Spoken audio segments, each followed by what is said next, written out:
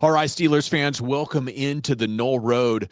Ben Roethlisberger, jealous of Aaron Rodgers for everything the Steelers organization is given to him. Are Aaron's assets really that great? Plus, we have a trade deadline follow-up and a Steelers legend extradited back to the U.S. on attempted murder. Holy cow, here we go.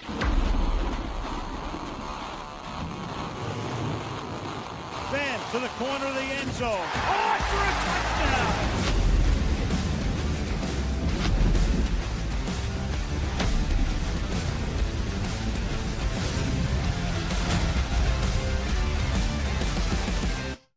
Yeah, buddy, I'm Gavin Dawson, 25-year sports radio veteran, along with the all-academic SEC lineman at Kentucky, my main man, New Bear Lesniewski. How the heck you doing tonight, buddy? Well, this is going to be fun because as soon as he said the damn thing, it was like, what are we going to do with this?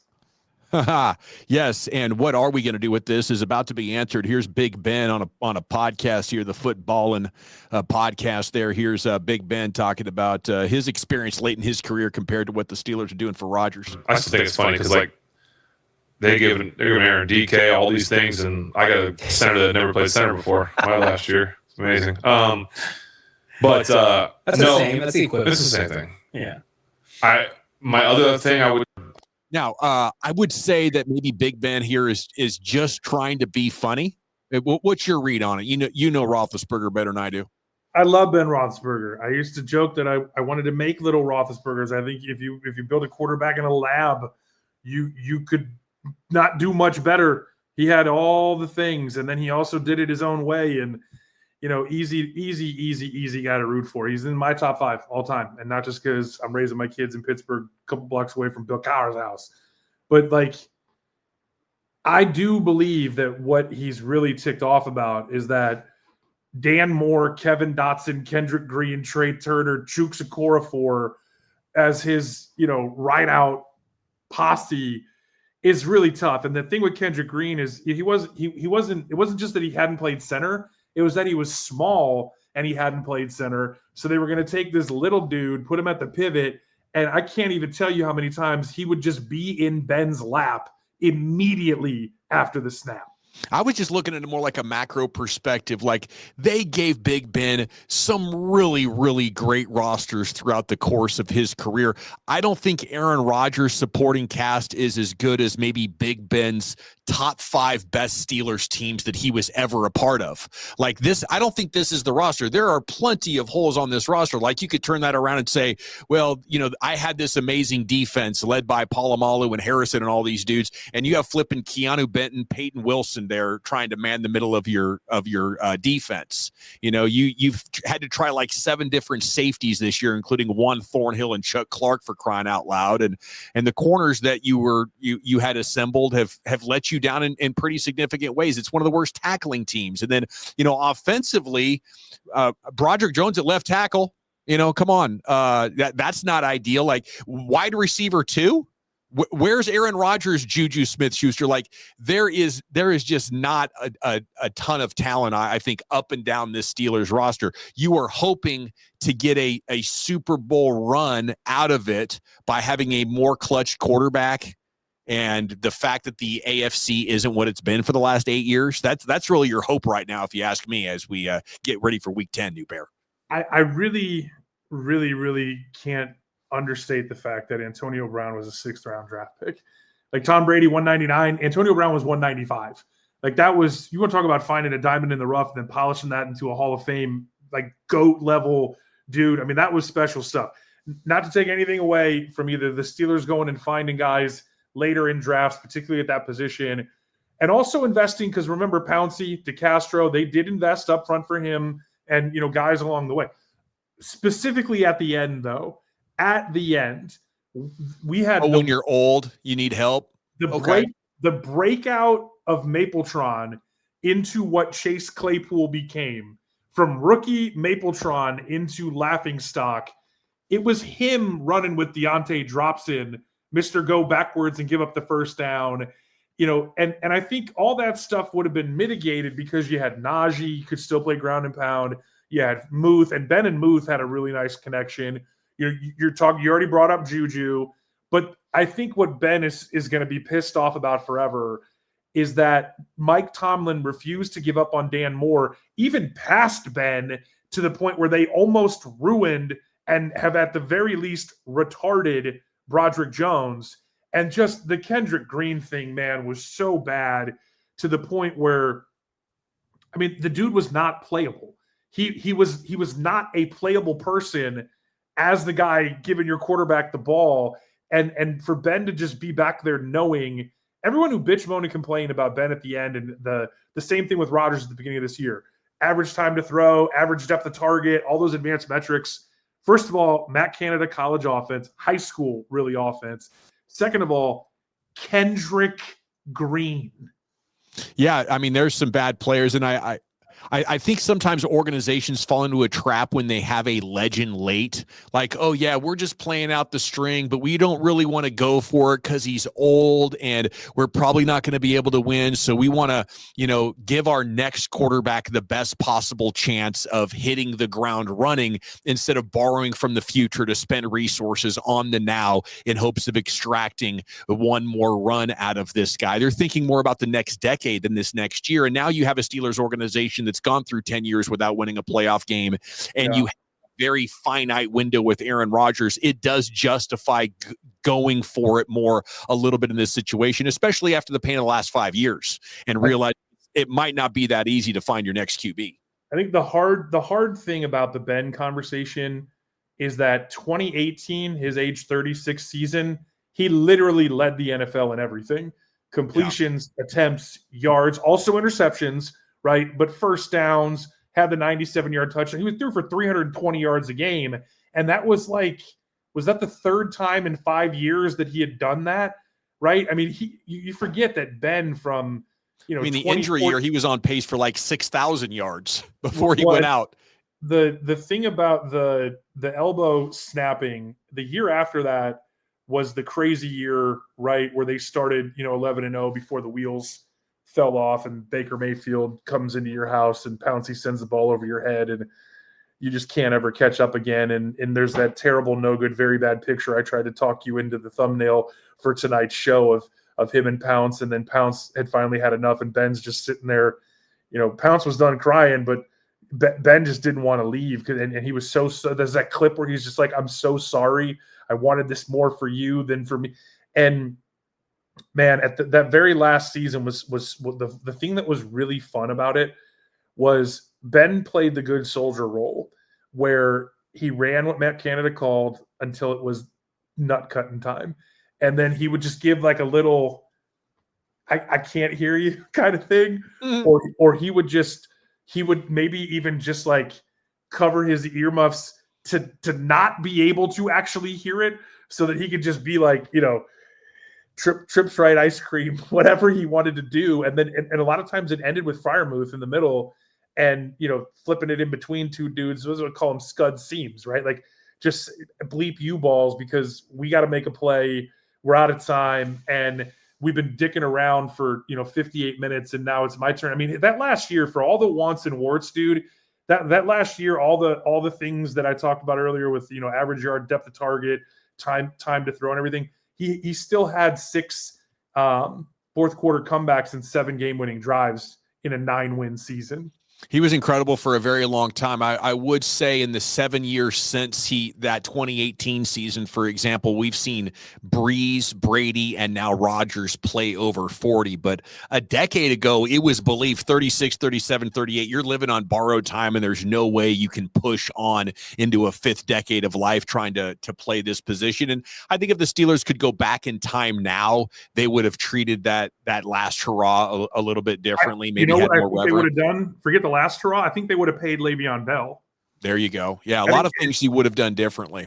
If Ben has one thing to bitch, moan, and complain about as much as Kendrick Green, it's them basically ruining the Killer Bees. But what the conversation really evolves into, as much fun as it is to go down the Ben Roethlisberger nostalgia train and talk about what could have been, it really, to put it in a Week 10 context here, and the Steelers team sitting at 5-3, do the Steelers have the goods now post-trade deadline to feel that good about their Super Bowl chances, or for Roethlisberger to have like a genuine level of jealousy about what the Steelers have given Rodgers? You know how I feel about this. I feel like this is a team on the edge of being a contender, but not really like a prohibitive favorite or a super strong roster even. Well, my big thing about this, I think what I was trying to sell you on in this argument and what it evolves into is that, okay, yeah, you got Cam, and then you got Harmon. Yeah, you got TJ, but then you got Nick and you got Jack, right? Like, yeah, you got Pat Queen, but then you got Peyton Wilson. So there's that veteran core at pretty much every level. And I think we can't say DB just because JPJ hasn't taken that next step yet, and he doesn't look like he's going to be anything other than what he is. And that handsiness, right, that if the game is called a certain way can allow him to be a shutdown corner, but if it's called the other way, particularly against Kansas City Chiefs and company, there's no way, you almost can't even play him. The first two levels of the defense have the really nice yin-yang where you have the core veteran, and then you hear guys who are coming if those guys need a breather. And when they're all on the field together, good luck. So is that true on the offensive side of the ball? Man, Jonnu and Pat and Darnell Washington, that's a little tougher sell. When you go through the rookie thing, we don't even know Caleb Johnson is in a witness protection program, just like Roman Wilson was last year. So then DK and Roman Wilson, it ain't true on the offensive side of the ball. No, it's not. I mean, there's a lot to be desired there. And I just think, as nice as it is to be 5-3, they haven't made anything look easy all year. Either their offense is stalling or their defense is a turnover dependent type of deal. Like, there could have been a lot of different outcomes in these games. So, last week against the Colts, New England, week 1 against the Jets. Like, this could be a 2-win team right now. That's how like the volatility has been kind of a blessing so far for them. And you don't know how the second half's going to go in that regard. And 1-score games, they're a coin flip. One play either way. I almost just completely interrupted you and just, can I say something almost ridiculous? I think Mike Tomlin likes it like that. I think he likes it the hard way because it makes it easier for him to motivate and to turn his Tomlinisms into this week's way that we're going to play. What I hope is that what we saw for the first 3 quarters last week is what we see going forward in perpetuity, in as much as this is the hill we're going to die on. These are the guys and the roles they play. Like, I don't need to see Ramsey out at wide corner, at field corner, or at boundary corner. I don't need to see that again. I don't need to see Nick Herbig under 30 snaps ever again, right? Like, there's things that we just don't need to see. They need to play the way they can going forward with these guys and, like, live or die by that. And then at the same time, I always think about 2008 being the biggest what-if season from a bleep you perspective when Tom Brady blew out his knee. Because if Bill Belichick was willing to run up the score in 2007 to chase perfection and to get back at everyone for Spygate, what would he have done in 2008 after they blew the Super Bowl, right? Like, just from a how hard do you hit the gas perspective. And I say that only to bring this up. For everyone who's talking about the percentage of yards that the Indianapolis Colts game and how it ended up in a 1-score game because they were willing to play cover 3 and cover 4 and trade yards for time. Man, like, anyone talk to Josh Allen about what Patty Mahomes does in the playoffs and how they had to change rules? Like, the truly elite offenses, the truly elite guys in that amount of time could do something with that causes you to be in Cancun. Yeah, I agree. But I just think margin of victory over a sustained period of time matters. Having clean results matters if you're trying to build a Super Bowl resume. Like, it looks like a team that could make the playoffs and lose in one of the first 2 rounds right now. Yeah, I think it's matchup dependent, right? Like, if you get into a game where, like, we're going to talk about this, I know, for the Sunday show and some of the matchup specific stuff, but, like, when you look at Ladd McConkey, Quentin Johnston, and Keenan Allen, which one of those guys do you even want Darius Slay running with? Like, you have matchup problems on a week-to-week perspective, because now if we say we trust Jalen Ramsey to take the tight end out of play like he just did to Warren, he's going to be able to run with Gadsden. Like, we feel good about that, right? Check. At a certain point, you have to find out if JPJ can just be like, listen, Quentin Johnson is not doing much today. But now we're talking about a little dude on Keenan Allen and an old dude on Ladd McConkey, or the other way around. And both of those give me tremendous pause. Yeah, they should. Okay, up next here on the Knoll Road, Jerry Dulac here with the report. Do I got it up? Yeah, Steelers tried to trade for a backup veteran defensive tackle to replace the injured Daniel Ekwale. Didn't work out. That's why they signed defensive tackle Broderick Martin Rhodes to the active roster off the Kansas City practice squad. And to make room, they ended up releasing the defensive end DeMarvin Leal. Poor DeMarvin Leal. Former third-round pick.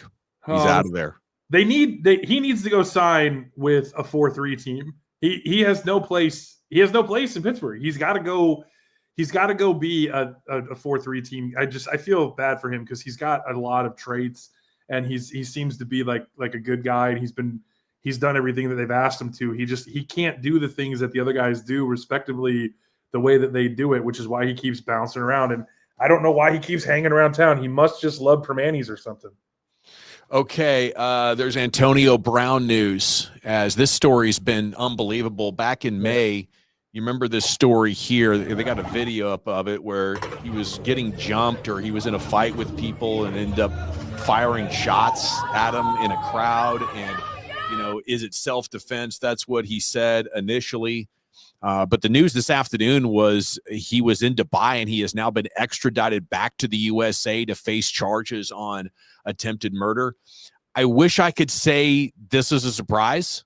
Like, I would imagine once Brown's career has ended, like if you were going to place Vegas odds on, is this the year he ends up messing up enough to go away to jail for multiple years? It would be like a 50-50 bet.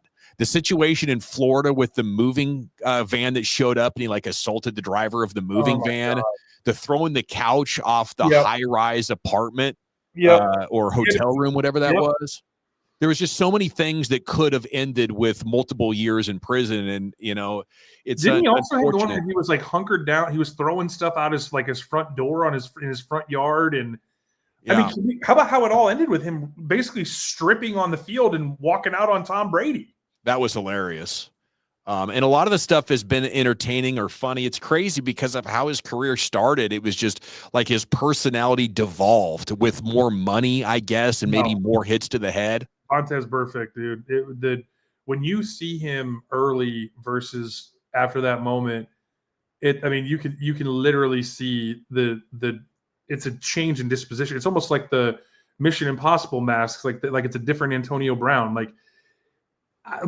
Greg Olson talks about living with how he might probably have CTE, and I was going to say CTESPN, and not that I know or even think that Antonio Brown is a heavy drinker, drug user, or any of the other things. But before you even go down that road, when you just talk about working out and sleep and all the things that go into your total physiological, metaphysical, it's all the components of fitness. If you're not doing all those things and you've had clear markers for being, your brain should be shipped to Boston University, do not pass go, do not collect $200 kind of thing. What I want to know, and I'm not even trying to be funny about this, do you think he knows that Dubai doesn't have a no extradition treaty? Why wasn't he in Montenegro or Russia? Or do you think he just didn't know? Or do you think he just didn't think they were going to come for him? It's really hard to get an understanding of, what his mental state is and how wise he might be, how much brain power he still has. I mean, you mentioned alcohol. You get worse as an alcoholic with time. You don't get better at managing. Your body really starts to deteriorate and your brain starts to break down on you. And, now memories and decision making is actively getting worse as you approach the age of 40 years old. And then you add the CTE on top of that. It's hard to say, maybe he got some bad bad advice. Maybe he really wasn't even caring or thinking that it was going to catch up to him. He just happened to be in Dubai when they caught up to him. I'm looking forward to more backstory on this, but it's sad, and you look at what happened today in Dallas with the Marshawn Nealon story, and you do wonder, as I go down this rabbit hole, it's interesting, like the whole CTE thing, and I'd love to have more information on it. Obviously, the NFL has attempted to block info from flowing from this. They've tried to own it and shut it down by funding it, funding the research for it. But it's hard to tell.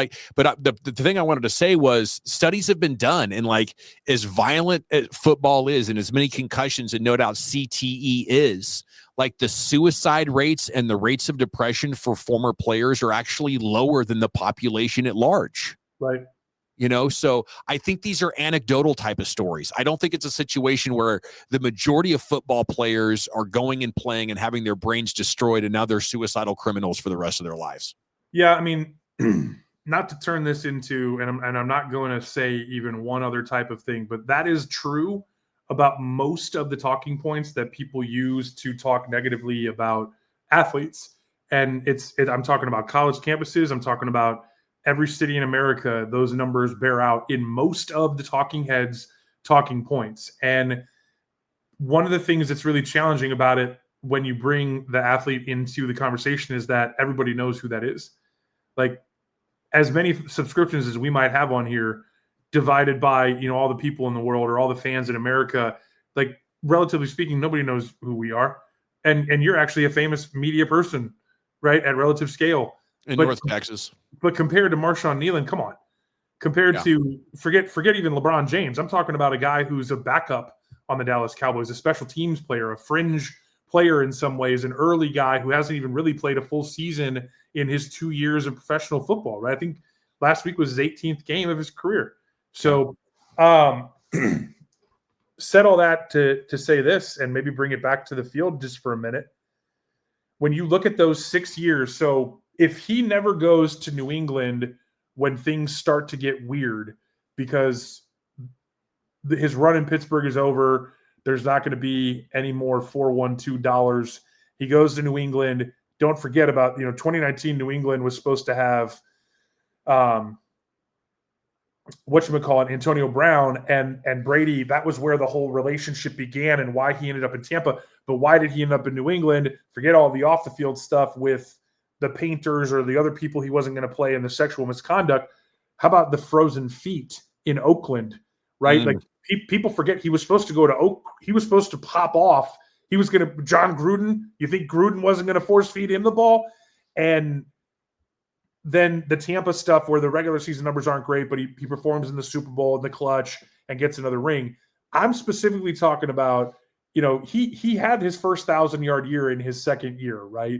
And then he dipped a little bit in the third year. Remember, he was still returning punts, and, there was a lot of name guys, at that time on the Pittsburgh Steelers. But when Antonio Brown really stepped into his own and gets his first All-Pro nod 2013, so 2013 through 2018, when he somehow was not All-Pro, but just only made the Pro Bowl with 104 catches for 1,300 yards and a league-leading 15 touchdowns, not an All-Pro season.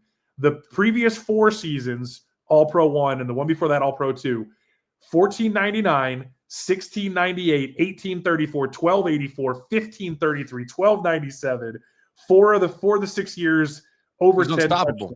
Bro, yeah. Jerry Rice didn't even put up numbers like that for 6-year stretches.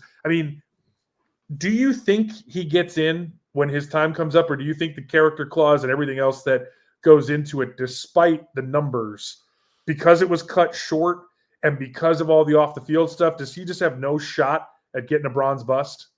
Kind of depends on how this story goes, I think, and where he is over the next 5 years. I don't think he'll be first ballot. Maybe he should have been based on his resume, but there's so many great wide receivers that the voters are going to favor ahead of him. I can't rule out Hall of Fame, but I don't think anybody's going to be looking to clip anybody else out of there. Like in every market in the NFL, there's multiple players that the fan base is irate about and have a legitimate case. This guy should be in, that guy should be in, this guy should be in. And they hear about it in their Hall of Fame committees. You know, they bring representatives from each team in front of the council and they sing their praises and make the case and argue like they're lawyers over this. I don't know who you're going to have to stand up for Antonio Brown. You know, and I don't know how the voters are going to look at that, because in the end, Hall of Fame, it's not just about what you did on the field. To me, fame connotes like what you meant to the world, what you meant to the game. And this has been so dysfunctional and wheels off. I think you should legitimately be downgraded for that. Okay, speaking of wide receivers, New Bear, what's that? I just said football character. Yeah. Okay, speaking of wide receivers, targets for Steelers wide receivers been a topic this week. Aaron Rodgers said he loves it when wide receivers want to talk to him about it because he likes to watch film and talk about practice and the things that the players can do to get the trust of the coaches and the quarterbacks. Like he loves it because it's a learning opportunity and not enough players do that. Here was DK Metcalf asked about it with reporters.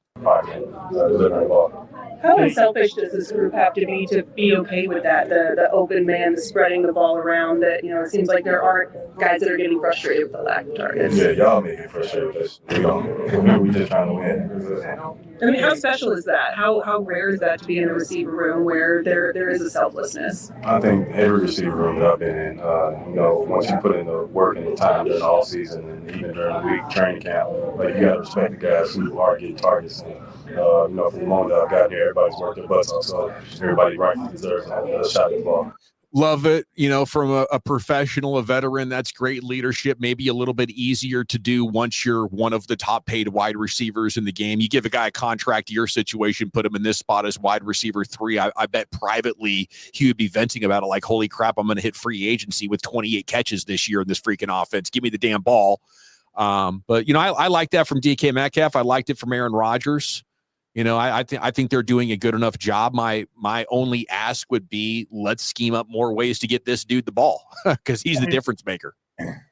Dawson, he's 50th. He's 50th in the NFL in targets. Like, I couldn't believe that when I saw it. Like, Khalil Shakir ahead of him up in Buffalo, everybody eats. Obviously there's big time names that are ahead of him, but like, should Romeo Doubs be ahead of DK Metcalf or Harold Fannin? The Cleveland Browns, what is he, second tight end, I guess, with all the injuries they've had and all the 12 and 13 personnel. Like Bijan Robinson and some of these running backs that creep up, okay, fine. But like, are we seriously sitting here talking about Hollywood Brown in Kansas City with more targets? You're the Arthur Smith fan, not me. Well, I think what I like about Arthur Smith is that he's obviously a genius in terms of whiteboard level translated to the NFL football field in terms of scheming guys open and saying, hey, we put this on tape last week. Here's a move off of that you haven't seen yet. And he just seems to keep being able to go into his bag. He's also, he's been in some situations where you go, oh, yeah, look at what he did with A.J. Brown when he was in Tennessee, or, you go through this quarterback or this wide receiver or this offensive line, whatever the plus or the minus is. Like, he doesn't just trot out there and say, this is my personnel. This is what I'm going to do. This is how we do business. Like, he tries so hard to get guys involved and to make them make a difference. Like Ben Skowronek scoring touchdowns because you're just not expecting that dude to even be in the progression is cool to me. Darnell Washington running through the line of scrimmage, not as a blocker, but running a corner route and then doing something off of that the very next game for Jonnu Smith is really cool to me. But I'm a nerd who takes brain breaks at work to get up on the grease board, like I'm back in high school trying to impress my coaches.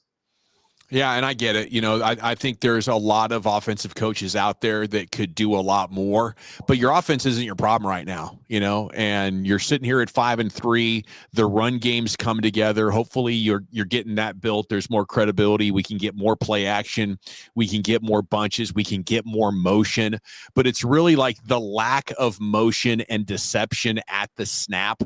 I think that's preventing the Steelers from dictating to the defense what we want to do. They're lining up and running plays, and the defense has been really good at taking away routes to wide receivers because you only have one good one. And as Aaron Rodgers has told you, they've played a ton of cover 2 against the Steelers. So if defenses are going to play you like that, how do you get them out of it? How do you force a mistake? And, for me, I don't see enough from Arthur Smith. But overall, I'm satisfied with the offense, and I like the good attitude. Hey, just a quick little aside that is actually inside, all pun intended. You talked about mistakes and forcing them. The Steelers did that to themselves with Kendrick Green. Ben Roethlisberger, if he had Zach Frazier on the way out, I think he would be sitting here singing a different tune about everything he did have, everything that the organization did do for him. And I think he's just literally so mad that he spent a decade with what will be a first ballot Hall of Famer in Pouncey, and then had to go right off into the sunset with Kendrick Green when Aaron Rodgers, forget DK, I think he's really jealous of Zach Frazier. Yeah, a hell of a player, that Zach Frazier. All right. If you enjoy the content, like the content, smash that like button for us. Leave a comment down below with anything you think we need to understand better about this story, your feedback, or if you just want to request a cold beer, I'll crack you a cold beer in the comments. I'm not afraid of that. Okay, we'll be back this weekend to preview the hell out of Steelers Chargers. For New Bear, I'm Dawson. Till next time, we'll see you right here on the No Rip.